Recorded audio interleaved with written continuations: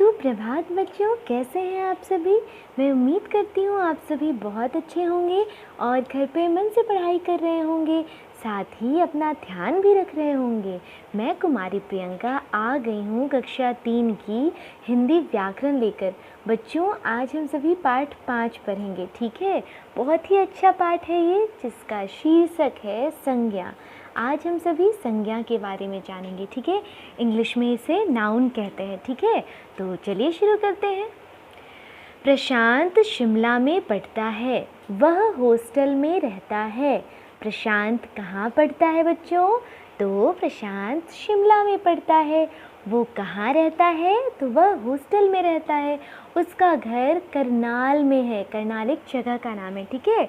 तो प्रशांत का घर कहाँ है? करनाल में है। उसके मम्मी पापा और छोटी बहन भारती वहीं रहते हैं।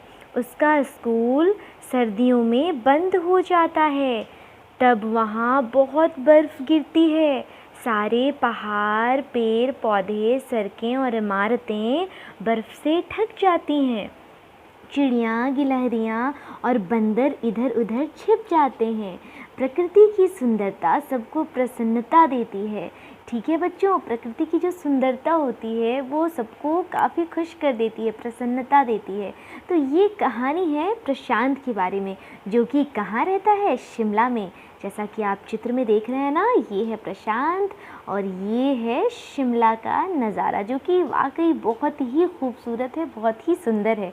तो चलिए आगे बढ़ते हैं, कहानी में देखते हैं क्या है, ठीक है। तो ये कहानी संज्ञा की है। तो संज्ञा के बारे में हम जानेंगे बच्चों क्या कि ऊपर लिखी पंक्तियों में अनेक नाम आए हैं। अभी मैंने आपको प्रशांत की कहानी सुनाई, इसमें आपने गौर किया होगा कि बहुत सारे नाम आए हैं।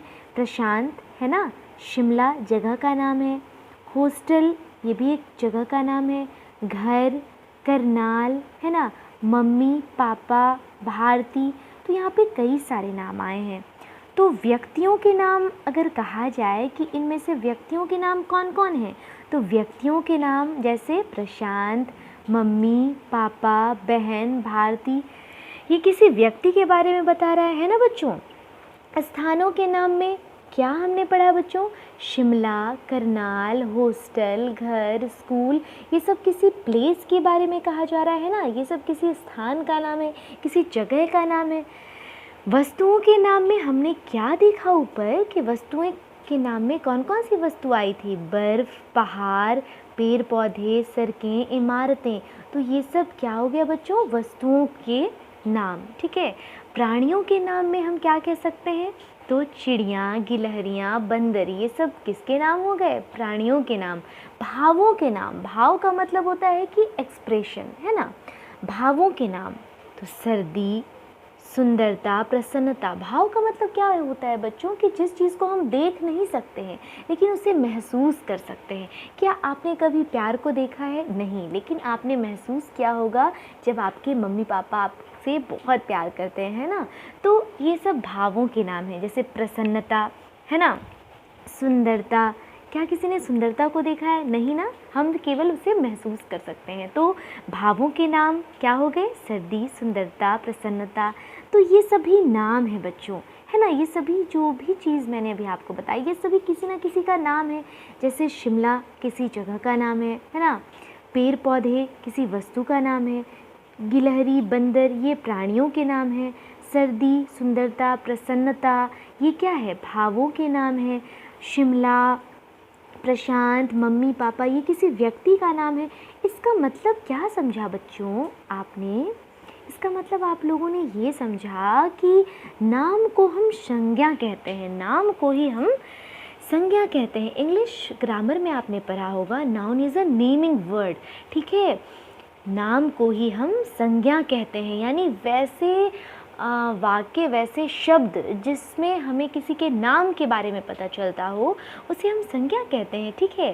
हर वस्तु को पहचानने के लिए उसे नाम दिया जाता है ना, यहाँ दिया कर लीजिएगा, ठीक है। हर वस्तु को पहचानने के लिए उसका नाम दिया जाता है। जैसे बच्चों आप सबों का अलग अलग नाम होगा, किसी का नाम है शादान, किसी का दृष्टि, किसी का परिधि, किसी का जूही, किसी का जिया, ठीक है। तो बहुत सारे नाम होते हैं, किसी का प्रियंका, किसी का अनुराधा, किसी का अर्पिता, किसी का तुलसी, किसी का वंदना, किसी का दिव्यांशु, है ना। तो कई तरह के नाम होते हैं, है ना। तो इस प्रकार से हर वस्तु को पहचानने के लिए उन्हें अलग अलग तरह के नाम दिए जाते हैं, और ये नाम ही क्या कहलाते हैं, ये नाम ही संज्ञा कहलाते हैं बच्चों। तो इस प्रकार से हम क्या कह सकते हैं संज्ञा के बारे में, हम ये कह सकते हैं कि किसी प्राणी, किसी वस्तु, किसी स्थान और भाव के नाम को, इन सब के नाम को क्या कहते हैं, संज्ञा कहते हैं। आई थिंक ये बहुत ही क्लियर हो गया होगा आप लोगों को, बहुत अच्छे तरीके से समझ में आ गया होगा कि आखिर ये संज्ञा है क्या। तो बच्चों, संज्ञा किसी प्राणी, वस्तु, स्थान या भाव का नाम होता है ना। तो आप इस प्रकार से इसे लिखेंगे कि किसी प्राणी, वस्तु, स्थान और भाव के नाम को हम संज्ञा कहते हैं। ठीक है, चलिए आगे बढ़ते हैं। और यहीं पे हमारा ये जो पाठ है ख़त्म हो गया है, तो जल्दी से दोहरा लेते हैं। क्या क्या दोहराना है। प्रत्येक व्यक्ति, वस्तु, स्थान, प्राणी और भाव का कोई ना कोई नाम अवश्य होता है ना बच्चों। आपको जैसे कि मैंने बताया भी कि हर किसी का कुछ ना कुछ नाम तो ज़रूर होता है। इसी नाम को हम क्या कहते हैं, संज्ञा कहते हैं। ठीक है, तो इस प्रकार से पहला प्रश्न है बच्चों, संज्ञा किसे कहते हैं। तो उम्मीद करती हूँ आप लोग इसे बहुत ही अच्छे तरीके से लिखेंगे और बता भी देंगे किसी को भी कि किसी प्राणी, वस्तु, स्थान और भाव के नाम को हम संज्ञा कहते हैं। ठीक है बच्चों, तो अगली कक्षा में मैं फिर आऊँगी, इस पाठ के बचे हुए प्रश्न कराऊँगी। तब तक के लिए पढ़ते रहिए, बढ़ते रहिए। Keep study. Thank you so much.